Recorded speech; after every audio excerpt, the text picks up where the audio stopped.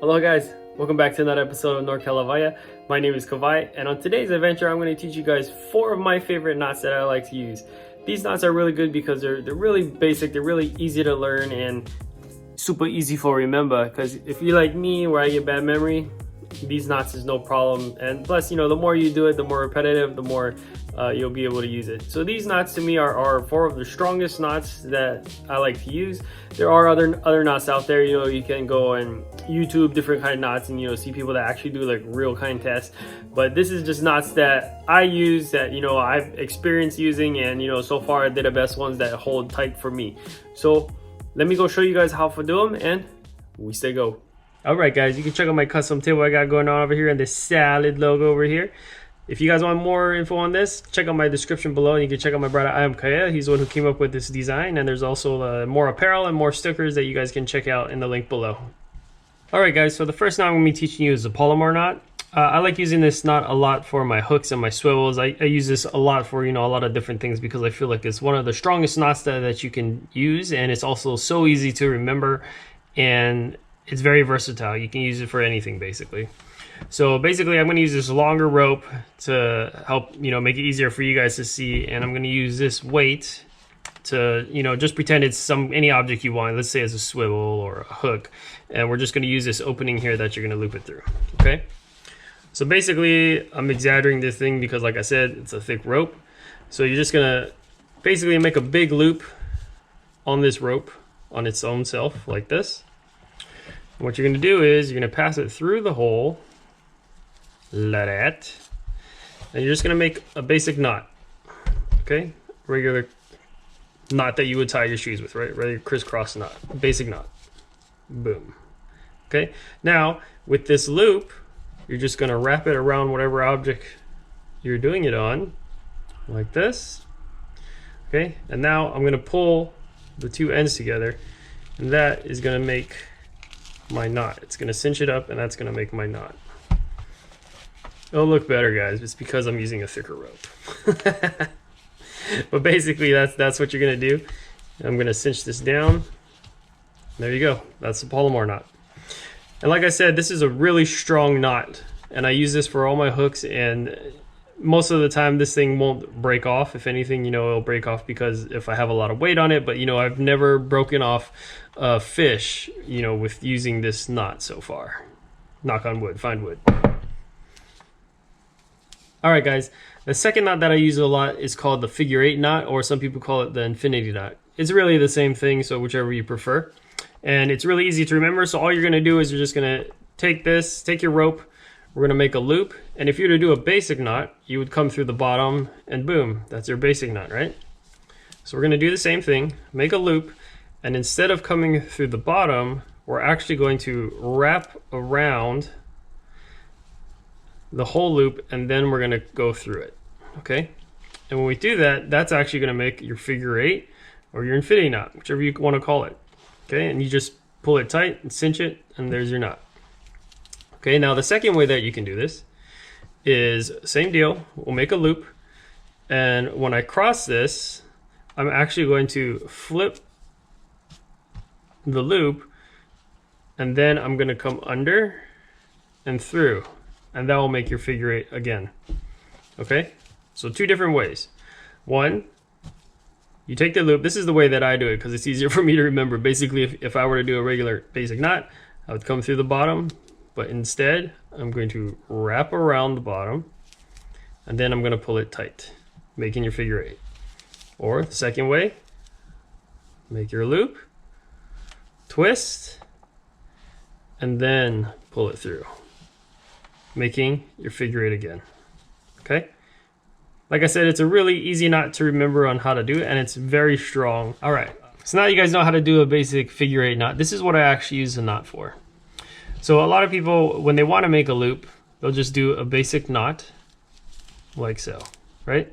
Which is no problem, but I feel like the figure 8 knot is a lot stronger than that. So that's why I use the figure 8 knot to use loops, and that's what I use this knot for. So basically I'm going to make a loop, and I'm going to do my figure 8, wrap it around, and pull it through, right? Making my figure 8. Then I'm going to pull it tight. And that's what I use this for, is to make loops. All right, real world application. Hopefully you can see this pink line. I was hoping that this would be a lot easier for you to see. I'm gonna make my figure 8 loop. If I could get around my finger, like so. Pass it through. Pull it tight to cinch it. Okay. Now what I'm gonna do with my figure 8 is, let's say this is my leader. I'll have my swivel attached to my main line already, and I use this to keep swapping out different leaders depending, if I want to change the length of them, or if I want to change the hooks.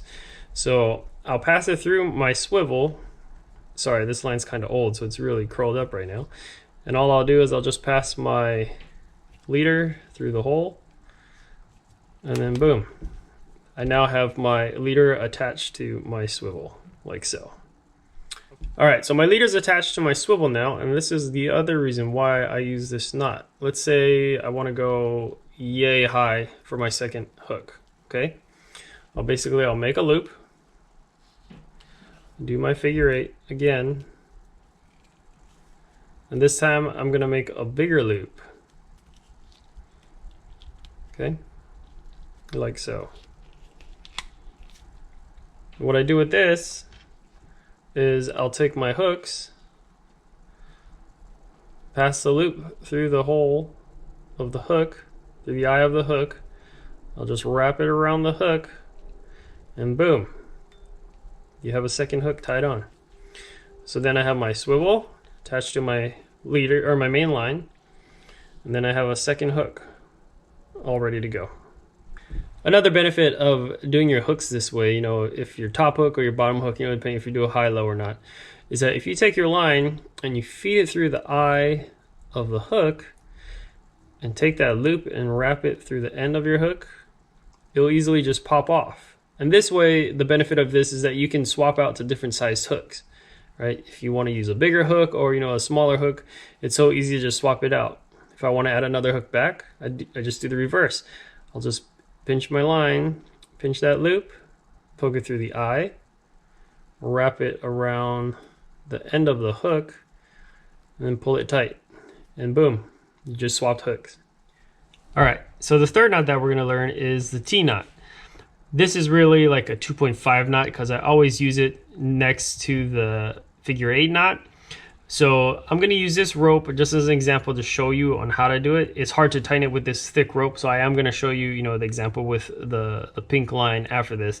But this is basically how we do the T-knot.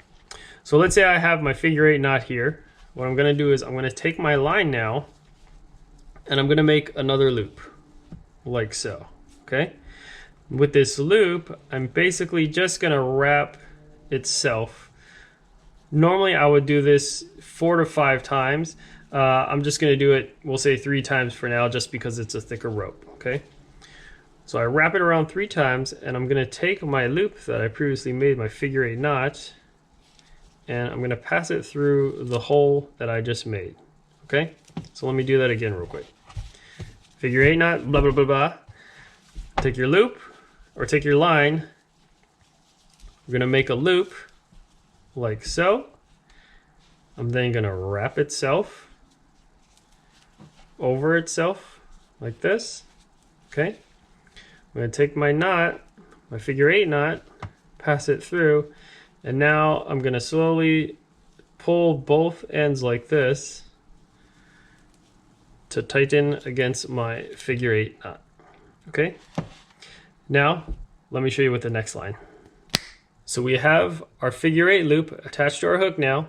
Now we're going to add the T-knot. So now I'm going to make a loop on itself, and we'll wrap it 4 times for this one, okay? Make my loop. We're going to wrap 1, 2, 3, 4. Okay? Now that I have this hole here, I'm going to take my hook with that figure 8 loop. I'm going to pull it through the hole like so. Okay? You want to make sure that your figure 8 loop actually passes all the way through the T-knot loop that you just made. Okay, now what I'm going to do is I'm going to slowly cinch this together like so. Okay, and that is going to make your T-knot. So the question you're going to ask is, Kavai, do I really need to add a T-knot? And I would say you don't have to add a T-knot. This is an example of one without it, and this is an example with it.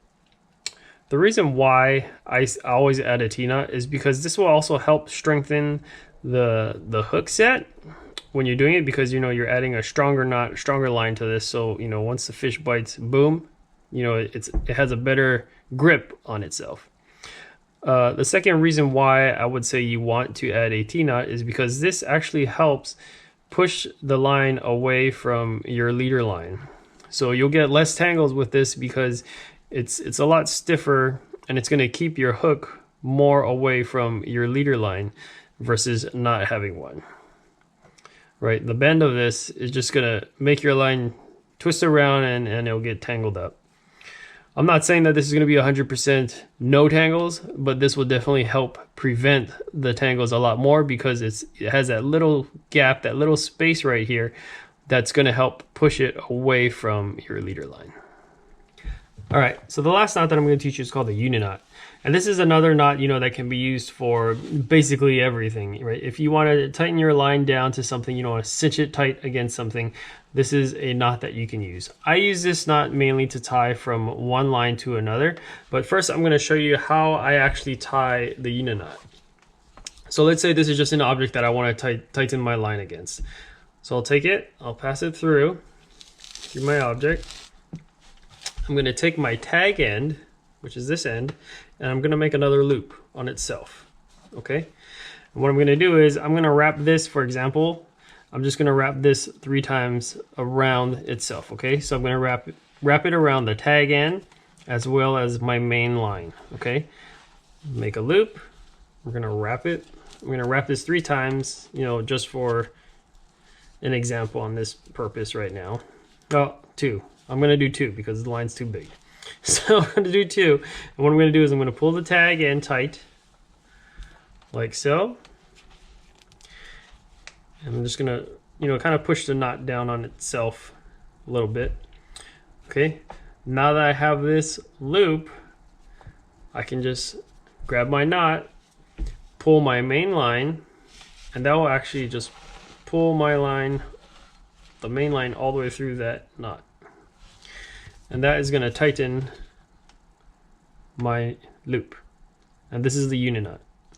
All right, so here we have 2 different ropes, and I'm going to show you how I use the Uni-knot to tie 2 different lines together. Either, braid to mono or braid to braid. This is just what I use the Uni-knot to attach 2 different lines. Okay, so we're going to take our 2 lines, we're going to run them along each other, and I'm going to take my tag end. I'm going to start with this colored rope first. We're going to make our loop, and normally I would wrap this about 7 times, but for example we're just going to do it twice. So I'm going to make a loop around the line itself and the line I'm attaching it to, and I'm going to wrap around both lines. Okay, so we're going to do 2 loops. We're going to do 1, we're going to do 2. Okay, now I'm going to pull my tag in, and I'm going to work, the 2 knots again, right? I'm going to help work it down to each other, make it as tight as I can. So I'm going to pull the main line and the tag in, I'm going to pull them and just kind of work them together like that. Okay? So now I got 1 Uni-knot. Now let's go do the other end. So I'm going to take my line, I'll make a loop on itself again, take the tag in, I'm going to wrap it around twice around itself and the line I want to attach it to. Okay, I'm going to pull my tag in, wrap it tight around itself. Now I have my second Uni-knot. Now all you have to do, this is really the cool part that I like doing all the time, is that I will take my main line from one side, the main line from the other side, and you're just going to pull them together. And that will cinch your 2 Uni-knots together like this. Okay? Now all I do, I'll just cut my tag ends, pretty close to the knot itself. And this is how I attach two different lines together. Well guys, I hope you enjoyed today's video about learning the knots that I like to use all the time. Some people have been kind of asking me, what kind of rigs I like to use, so stay tuned. I got a couple more videos that I'm planning to shoot out to you guys to teach you what I use to throw out in the surf, and one that I use for freshwater for catching trout. So don't forget for liking and subscribing. Mahalo for watching. Kidding. Bye.